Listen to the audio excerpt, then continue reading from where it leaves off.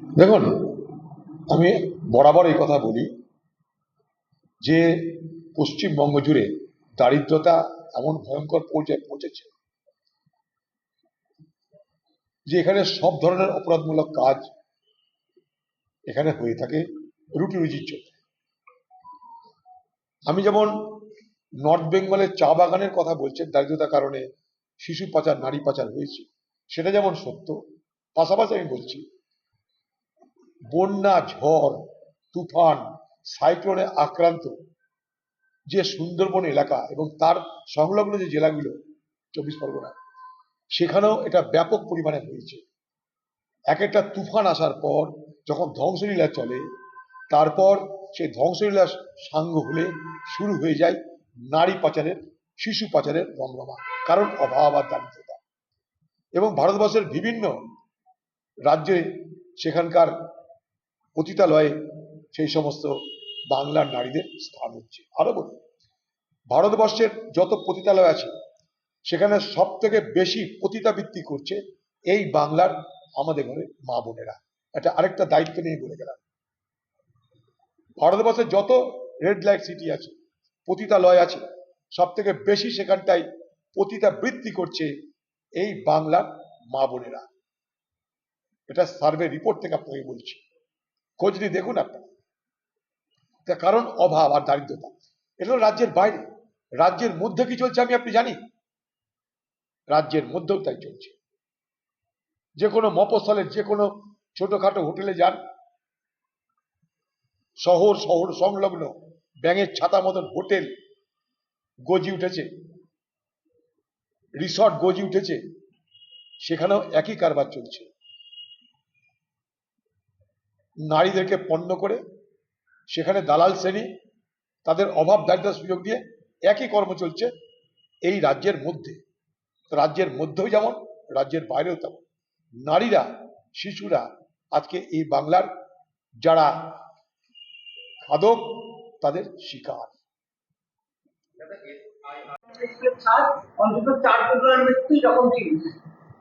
দুঃখ দুর্ঘটনা মানে দুঃখের ব্যাপার। এখান থেকে আমি করে ওখানে কি হয়েছে না স্কুলে, খামাখা ফালতু কথা প্রশ্ন আমাকে করে লাভ কি? একদমই তাই। কারণ এখানকার শিক্ষা ব্যবস্থার অদক্ষতা, অকর্মণ্যতা, তাদের উদাসীনতা, সবকিছুর ফল ভোগ করতে হচ্ছে আমাদের ভবিষ্যৎ প্রজন্মের ছাত্রছাত্রীদের। রাজ্য সরকার এই ব্যাপারে দিশাহীন, উদাসীন, তারা কোনো সহযোগিতা করছে না। নিয়োগের অভিযোগ, সুপারিকে শাসানি বিধায়ক অসিত মজুমদারের বিধায়কের সুপারিশেই এই নিয়োগ হয়েছিল। যায় না কি করে নিয়োগ হয়েছে, আন্দাজে কি করে বলবো কোথায় কি হয়েছে? একটা দাদাগিরি ওখানে যেমন তৃণমূল নেতার ব্যান্ড নিয়েছে, একটা দাদাগিরি, একটা সুপারিশ করে নিয়োগ, সেরকম বাঁকুড়ার পুরসভার কাউন্সিলরের স্বামীর দাদাগিরি খুবই ভাইরাল। হ্যাঁ, এটা দাদাগিরি তো তৃণমূল দলের সংস্কৃতি না? দাদাগিরি তৃণমূল দল বেঁচেছে কি করে? দাদাগিরি তো তৃণমূল দলের সব থেকে বড় সম্পদ। শিক্ষা প্রতিষ্ঠানে, স্বাস্থ্য প্রতিষ্ঠানে সর্বদা তৃণমূল দাদাগিরি চলেছে, বাংলা রসতলে যাচ্ছে।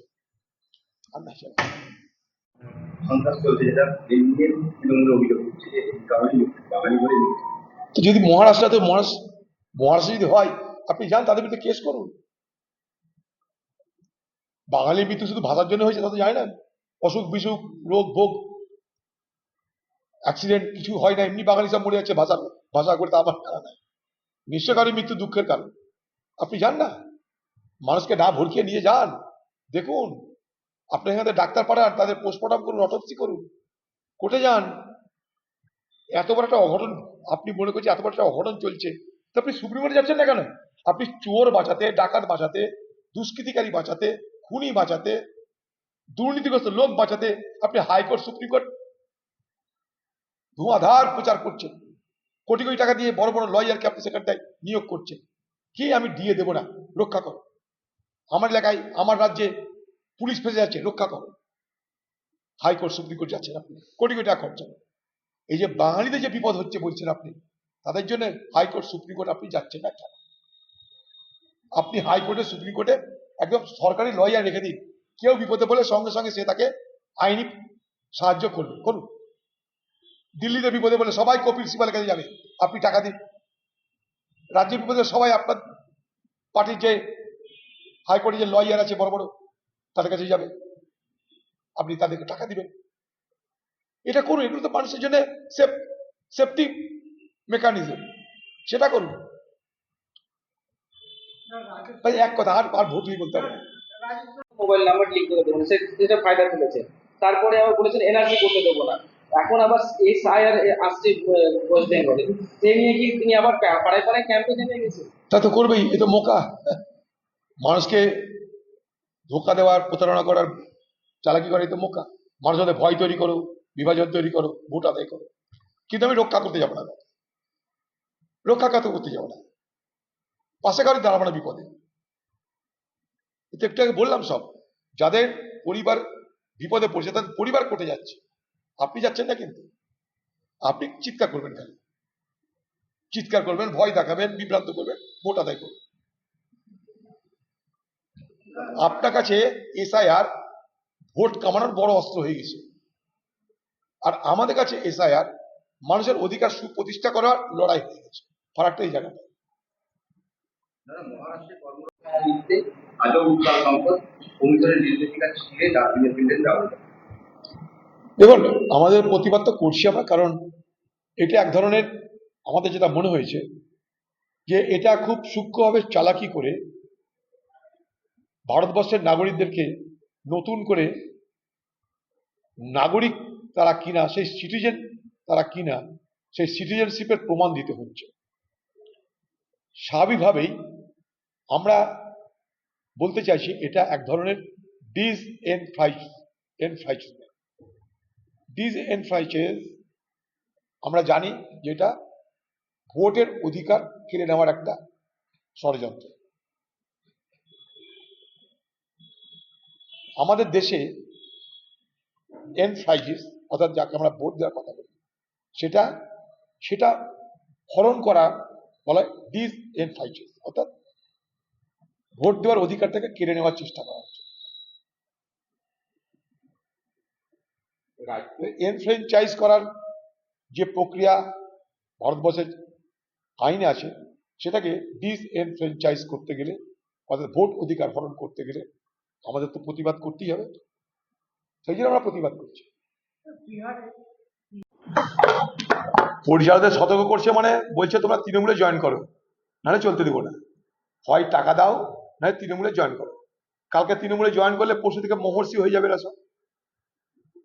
আজকে যে সমস্ত পরিচালকদের যে কন্টেন্ট যেগুলো দেখাচ্ছে তারা, সেগুলো সরকারি আইনের বাইরে হলে তার জন্য তো আইনি ব্যবস্থা নেওয়া দরকার।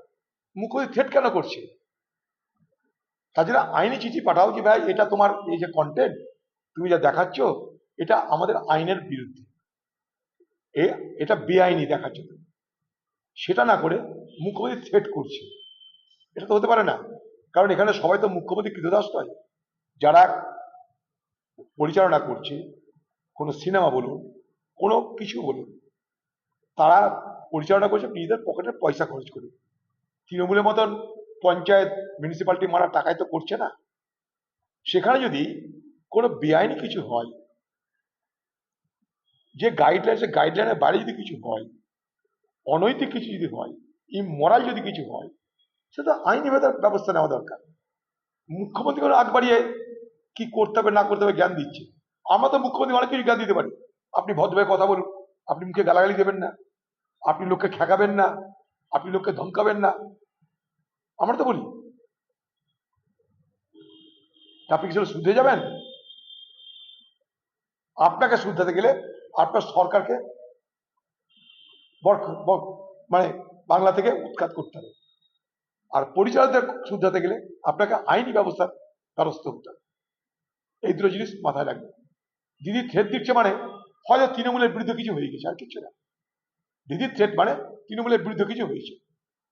তাহলে দিদি এত তাড়াতাড়ি এইসব ব্যাপারে তিনি বিচলিত হতেন না, কারণ কসবার কলেজের কাণ্ড তাকে বিচলিত করে না, আরজি করে ঘটনা তাকে বিচলিত করে না। এর থেকে বড় অনৈতিক কাজ কি থাকতে পারে আমার জানা নাই, সেগুলো তাকে বিচলিত করে না। তাকে পরিচালকদের কি দেখাচ্ছে না দেখাচ্ছে তা তাকে বিচলিত করছে, যেটা নিয়ে সমাজে কিন্তু কোনো প্রতিবাদ নাই, যেটা নিয়ে সমাজে প্রতিবাদ দিদি সেখানটাই পরোয়া করলেন না। আর যেটা নিয়ে সমাজে প্রতিবাদ নাই, দিদির খারাপ লাগছে, হয়তো দিদি পুরো কৃতদাসত্ব করছে না তারা, তাই দিদি সেখানটায় দমকানি চলছে। আমরা বিরোধিতা করি। পরিচয়দের স্বাধীনতা আছে, স্বাধীন অধিকার আছে, মত প্রকাশের পূর্ণ অধিকার আছে, সংবিধান তাকে অধিকার দিয়েছে। সমস্ত বাংলার মানুষকে এবং সমস্ত রাজনৈতিক দলকে এক হয়ে মোকাবিলা করতে হবে। মমতা ব্যানার্জি কিসের জন্য ভাষা সন্ত্রাস তো আমরা দেখছি না কোথাও। মমতা যেটা গল্প তৈরি করছে ভোটের জন্য। আমরা বাংলায় কথা বলি, সব যাতে বাংলাতে কথা বলবো। আর কতজন এমপি থেকে বলুন পার্লামেন্টে বাংলায় ভাষণ দিতে, তা তো স্যার কোনোদিন দেয়নি তারা। তা তো ওখানে গিয়ে বেশি ইংরেজি বানার চেষ্টা করে। সেখানে গিয়ে বাংলায় যান, সেখানে কমসে কম বাংলায় বলুন। আপনি নিজে বাংলা বলতে হতে হিন্দি, ধমকানোর সময় ইংরেজি, তার মানে কেউ বুঝুক না বুঝে আপনি তো করতেই থাকছেন। আমাদের ভাষা নিয়ে কোনো প্রবলেম হয়নি। পৃথিবীর সব থেকে মিষ্ট ভাষার নাম বাংলা ভাষা। ভাষা নিয়ে কেউ কোথাও প্রবলেম হয়নি। আপনার রাজ্যে যদি পুলিশ, তারা যদি কারোর ভাষা না বুঝতে পারে তখন তাদের ভাষাতে কথা বলার চেষ্টা করে, সেটাকে করছে কিনা সেটা তাদের ব্যাপার। আপনি তো সমস্ত বড় বড় নেতাদের পশ্চিমবঙ্গে হিন্দি ভাষী করে দিয়েছেন। আপনি নিজে যখন হিন্দি ভাষী এলাকায় যান তখন তো হিন্দিতে ভাষণ দিয়ে ভোট নেওয়ার চেষ্টা করেন না? চালাকি করছেন এখন। মনে করেন হিন্দি বেল্টে গেলেন আপনি, কদিন আগে বড় বাজারে কোথায় গেছিলেন, হিন্দি সম্মেলন করছেন, তো হিন্দি বলছেন কথা আপনি, তখন সেটা সন্ত্রাস হচ্ছে না? তখন আপনি যেটা করছেন আগামী দিনে এই পশ্চিমবঙ্গে বাঙালি ভার্সেস অবাঙালি, এটার মধ্যে আপনি দ্বন্দ্ব লাগানোর ব্যবস্থা করছেন। এটা দেখতে পাচ্ছি আমরা। এটা করবেন না।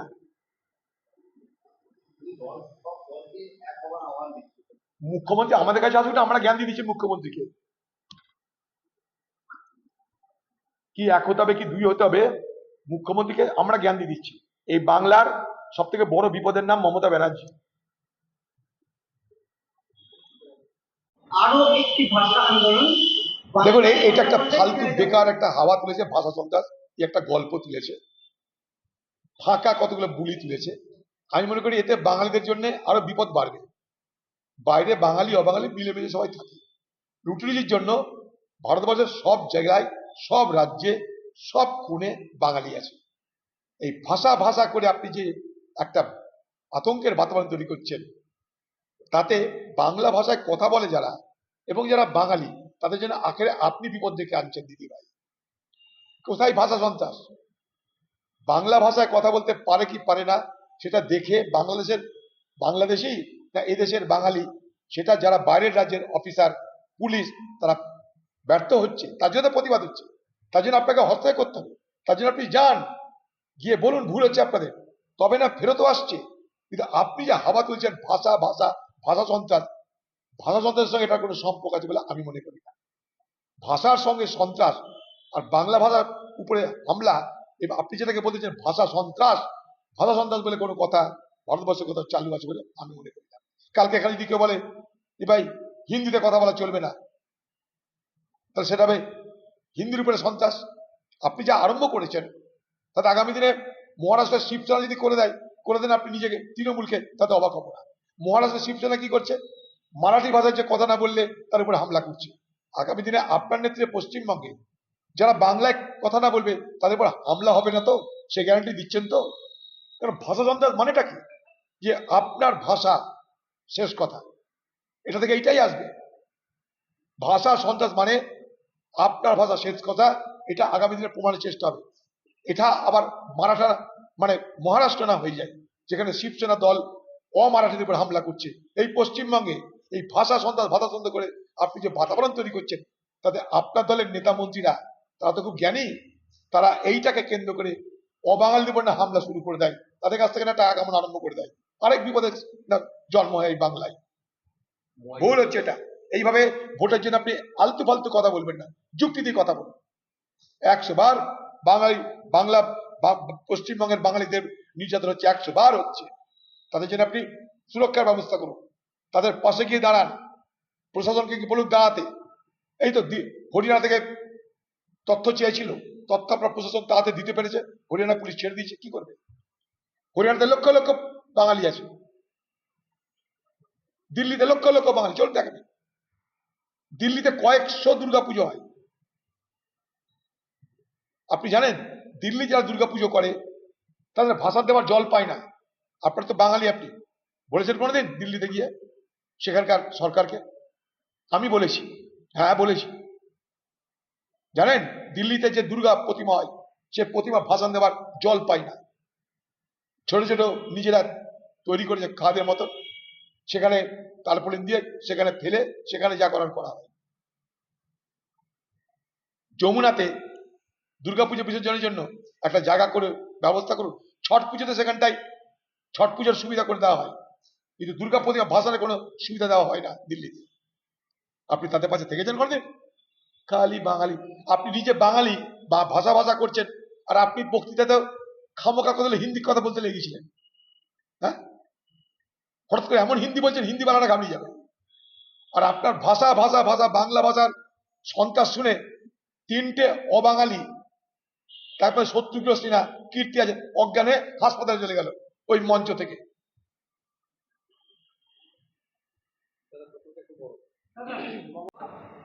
বাংলায় সীমান্তবর্তী জেলায় তালিকার নাম তোলার দিন ভোটার কার্ড পেতে এক সপ্তাহে আবেদন দ্বিগুণ। একটা আবেদন কেন ছুটিয়ে দিচ্ছে কমিশন? দেখুন, কমিশন সবকিছু ক্ষতি দেখতে পারে, কিন্তু ওরা যে 11টা ডকুমেন্ট চাইছে না নির্বাচন কমিশন, সে 11টা ডকুমেন্ট সকলের কাছে নেই। কারণ আমরা কি জানি, voter card, ID card, ration card, epic, এগুলো থাকা মানে ভোট দেওয়ার অধিকার সুনিশ্চিত। আরো তার সঙ্গে ওরা এগুলোকে বাদ দিচ্ছে, এগুলোকে গ্রাহ্য না করে 11টা আইটেমের উপরে তোমাকে প্রমাণ দিতে হবে তুমি ভোটার কি ভোটার না। ফলে সব ডকুমেন্ট সকলের কাছে থাকে না। মনে করুন গ্রাম বাংলায়, মনে করুন আমার কথা বলি, আমার বার্থ সার্টিফিকেট তো নেই। আমরা যখন জন্মেছি তখন কোথাকার বার্থ সার্টিফিকেট আমার জানা নাই। এখন যদি বলে বার্থ সার্টিফিকেট ছাড়া ভোটার হওয়া যাবে না, তো কোথায় পাবো বার্থ সার্টিফিকেট? সেই রকম গ্রাম বাংলায় আজও ধাত্রী মাতা তারা বাচ্চা জন্ম দেন করে, তো বার্থ সার্টিফিকেট কোথায় পাবে তারা?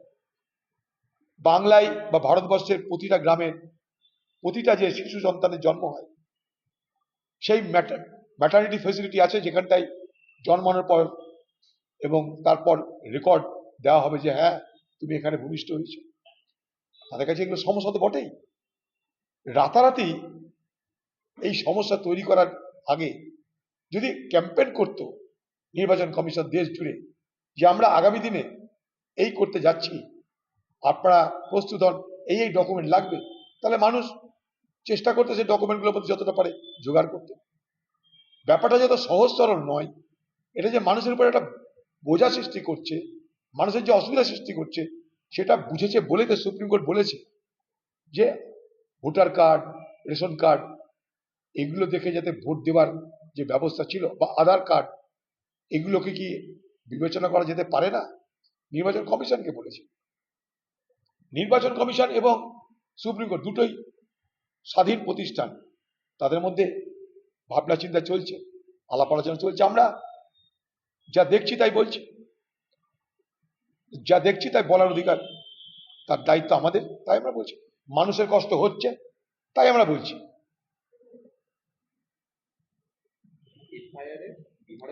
কি করবে বাংলা? আর সরকার আগেও আগে জানতো এসআইআর হবে, নিজেদের বিপদ আজ জানতে পেরেছি। নিজের ভোট ব্যাংক বাঁচাতে এই যে পাড়ায় যে রাজ্য সরকার ঘোষণা করেছে পাড়ায় পাড়ায় খনন পাড়ে, দেখুন, ভোটার সব ভোটার তো আর যা লিস্ট থাকে সব তো আর ভোটার হয় না, ভুল ভ্রান্তি হতেই পারে, মৃত ব্যক্তির ভোট হয়, আমরা জানি, এগুলো অস্বীকার করছি না। কিন্তু যে পরিমাণে বার হচ্ছে, কখনো দেখেছি আমরা ভোটিং অ্যাড হতে, কখনো দেখছি ভোটিং ডিলিট হতে। মহারাষ্ট্রের ক্ষেত্রে দেখলাম আমরা ভোট যুক্ত হলো, বিহারের ক্ষেত্রে ভোট বিযুক্ত হলো। মহারাষ্ট্রে যেটা হয়েছে, হঠাৎ করে লক্ষ লক্ষ ভোটার বেড়ে গেল অস্বাভাবিকভাবে, লোকসভা আর বিধানসভা নির্বাচনের মাঝখানে, অর্থাৎ সেখানে ভোট যুক্ত হলো। বিহারের ক্ষেত্রে কি হচ্ছে, ভোট বিযুক্ত হচ্ছে, এখানে যুক্ত কিছু হচ্ছে না। তাহলে এখানে তো জনসংখ্যা বেড়েছে, এখানে জনসংখ্যা যদি বাড়ে তাহলে মহারাষ্ট্রের মতো করে এখানে যুক্ত হচ্ছে না কেন? এই যুক্ত বিযুক্তর খেলার মধ্যে রয়েছে নির্বাচন কমিশনকে সামনে রেখে সরকারি দলের মানুষের ভোট অধিকার কেড়ে নেওয়ার একটা প্রক্রিয়া। বিহারে সরকারটা ওদের, বিএলও ওদের, ফলে ওখানে যেভাবে করতে পেরেছে বাংলায় নিশ্চয়ই পারবে না, কারণ বাংলায় বিএলও মানে সরকারি দলের লোক হবে, ফলে এখানে যা খুশি তা করতে পারবে না বলে আমার মনে হয়। কিন্তু মানুষ সতর্ক হচ্ছে, যে হারে প্রচার চলছে তাদের মানুষের সতর্কতা বাড়ছে, তাই মানুষ চাইছে যে নথিপত্র ঠিক রাখতে। সমাজ মাধ্যমে নানা রকম ভয় ভীতির বাতাবরণ তৈরি হচ্ছে, নানা রকমের মিথ্যা অপপ্রচার হচ্ছে, সব মিলে মানুষের মধ্যে আতঙ্ক তৈরি হচ্ছে। অনেক সময় পাওয়া যাবে পশ্চিমবঙ্গের সরকারকে মাথা ঘামাতে হবে। এটা সরকারের দায়িত্ব, সার্টিফিকেট দেওয়া, ডকুমেন্ট দেওয়া সরকারের দায়িত্ব। অন্য রাজ্যে বাংলার মানুষকে যেমন তথ্য সরবরাহ করে, ডকুমেন্ট সরবরাহ করে তাদেরকে সেখানটায় রক্ষা করা সরকারের দায়িত্ব, রাজ্য সরকারের দায়িত্ব। সে আসাম হোক, সে উড়িষ্যা হোক, সে মধ্যপ্রদেশ হোক, রাজ্য সরকারের দায়িত্ব সেই সমস্ত ব্যক্তিদের তথ্য সরবরাহ করা। কারণ যদি বাংলা থেকে অরিজিনেট করে, যা কিছু হচ্ছে বাংলা থেকে যাচ্ছে, মনে করুন এখান থেকে বিয়ে হয়ে কেউ আসামে গেল, সেই মেয়েটা তথ্য কিন্তু এখানে থেকে গেল। এখান থেকে কেউ চাকরির সুবাদে বাইরে গিয়ে স্থায়ী ঠিকানা করলো, তার অরিজিন রুটটা, শিকড়টা কিন্তু এখানে রয়ে গেল, তথ্য কিন্তু রাজ্যে থাকবে। ফলে রাজ্যের যে তথ্য বিভাগ, রাজ্যের যে বিভিন্ন প্রশাসন, সে প্রশাসনের তৎপরতা যত বাড়বে তত বাংলার বাইরে যারা বাংলার পরিযায়ী শ্রমিক আছে তাদের সুরক্ষা আরো বাড়বে বলে আমি মনে করি। তাই অকারণে এই গেল গেল রব তুলে মানুষের মধ্যে ভয় ভীতি সঞ্চার করে ভোট আদায় করেন যে চালাকি, সেটা না করে মানুষকে প্রকৃততে সুরক্ষা দেওয়ার জন্য আপনার প্রত্যেকটা দপ্তরকে সতর্ক করুন, সতেজ করুন। রাজ্যে রাজ্যে আপনার পুলিশ, আপনার সরকারের অফিসার থেকে পাঠিয়ে দিন, কেউ কিছু করতে পারবে না, কেউ কিচ্ছু করতে পারবে না। 3 নম্বর, যাদেরকে যাদেরকে চলে আসতে হয়েছে বাধ্য হয়ে এই রাজ্যে, তাদেরকে ফের সেখানটায় পাঠানোর ব্যবস্থা করতে হবে, কেউ ঠেকাতে পারে না। এই ভারতবর্ষে যে যার খুশি যেখানে খুশি চাকরি করতে পারে, যেতে পারে, তাদেরকে ফেরত পাঠানোর দায়িত্ব আপনার। কারণ তারা অনেক বেশি রোজগার করার সুযোগ ছেড়ে আবার এই ভুকমারির দেশে চলে এসেছে। এই ভুকমারির দেশ থেকে তারা চলে গেছিল, বাধ্য হয়ে যদি কেউ ভুকমারি দেশে চলে আসে, অর্থাৎ পশ্চিমবঙ্গে চলে আসে, তাদেরকে আবার স্ব জায়গায় যেখানে যেখানে তারা রুটি রুজি রোজগার করতো সেখানে পাঠানোর দায়িত্ব রাজ্য সরকার। এটাই মনে করি। তা রাজ্য সরকারকে এই দায়িত্ব নিতে হবে। শুধু ভয় দেখিয়ে ভোট নেওয়া নয়। লোক দেখুন, আজকে দিল্লির জহিন্দ কলোনি, তৃণমূল নেতারা গিয়ে সেখানটায় প্রতিবাদ করছে। হঠাৎ জহিন্দ কলোনি নিয়ে তৃণমূল দলের জহিন্দ বন্দে মাতরম শুরু হয়ে গেছে। কিন্তু জহিন্দ কলোনি ওখানে ছিল, আগেও ছিল, ফরওয়ার্ড ব্লকের আমল থেকে ফরওয়ার্ড ব্লকের নেতারা করেছে। সেই কলোনির যারা মানুষ, কলোনির যারা বাসিন্দা, তারা কিন্তু নিজেদের পয়সা জোগাড় করে কোর্টে কেস করে তাদেরকে যাতে উচ্ছেদ করতে না পারে তার অর্ডার তারা আদায় করেছে। তখন কিন্তু পশ্চিমবঙ্গে তৃণমূল দেখতে জানি তাদের নিজেদের পকেটে পয়সা খরচ করে তারা কোর্টে গিয়ে তাদের নিরাপত্তা সুরক্ষার ব্যবস্থা করছে। ঠিক এইভাবে পশ্চিমবঙ্গ থেকে যারা বাইরে অত্যাচারিত হচ্ছে তাদের পরিবারের লোকেরা কোর্টে গিয়ে, কোর্টে তারা দরখাস্ত করে কোর্টের হস্তক্ষেপ চাওয়ার পর তাদের ফিরানোর ব্যবস্থা হচ্ছে। তা রাজ্যের ভূমিকাটা কোথায়? রাজ্যের ভূমিকা হচ্ছে মানুষের মধ্যে ভয় দেখিয়ে, মানুষের মধ্যে বিভ্রান্তি তৈরি করে, মানুষের মধ্যে আতঙ্ক তৈরি করে ভোট বাক্স পূরণ করা। এই তো গল্প।